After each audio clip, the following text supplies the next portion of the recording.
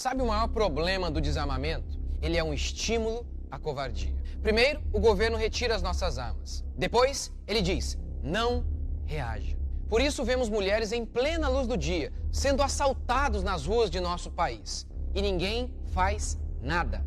É que reagir, se defender, se tornou irresponsabilidade. E assim, por meio de uma canetada estatal, a covardia se tornou virtude. Você acha que homens doutrinados desde cedo a aceitar que bandidos nos roubem, que criminosos nos coloquem no estado de pavor? Você acha que pessoas que não enfrentam nem mesmo ladrões de galinha vão lutar contra um governo quando esse governo se torna opressor? Talvez isso explique por que nos tornamos tão passivos diante dos desmandos de prefeitos e governadores que proíbem nossos direitos mais básicos, como se sentar numa praça, andar na praia e cultuar o nosso Deus de maneira livre, sem embaraços.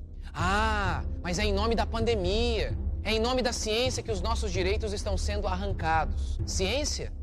A ciência da OMS, que tem um diretor comunista acusado de ocultar 3 epidemias de cólera em seu país? A ciência desse diretor da OMS, que elogiou a China, mesmo depois de o país comunista fingir que não havia corona algum, fingir que não havia vírus nenhum e sumir com os jornalistas que alertavam sobre o perigo. Ciência, essa que está mais perdido que segue em tiroteio, que às 11h59 diz, não usem máscara, e à meia-noite muda de ideia. Essa ciência que afirmou que pacientes assintomáticos transmitiam o vírus e logo em seguida voltou atrás? Que ciência? A do Dória? Que recusou durante muito tempo a flexibilização da quarentena, alegando que havia muitas mortes ainda. Mas no dia que São Paulo teve o segundo pior dia de mortes desde a quarentena, ele flexibilizou a quarentena. É essa ciência que você está defendendo?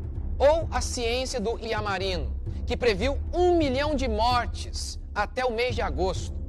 O que a gente vê pela frente aqui é 1 milhão de pessoas mortas, ou mais, até o final de agosto. Que ciência? Foi essa ciência que influenciou os prefeitos e governadores a adotarem medidas estúpidas durante a flexibilização da quarentena? Medidas irracionais como experimentar uma roupa na loja está proibido, mas você pode ir para casa, experimentar na sua casa e trazer a roupa. Quem sabe o vírus deve morrer durante o caminho. Foi essa ciência que influenciou os prefeitos a baixarem toque de recolher? Qual a base científica para isso? Será que o vírus tem horário para circular? Que ciência é essa que diz se aglomerar no metrô, no mercado, no banco, está liberado? Mas se aglomerar na igreja, em academias, em salões de beleza, no restaurante, está proibido.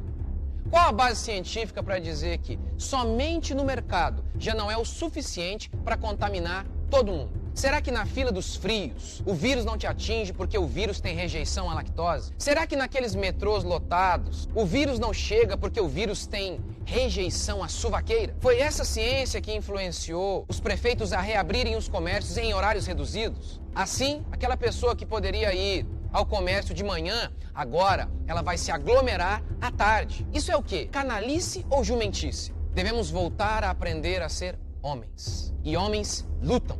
Homens protegem os seus. Homens lutam pela sua casa e pelo seu país. O prefeito de Los Angeles baniu demonstrações com fogos de artifício.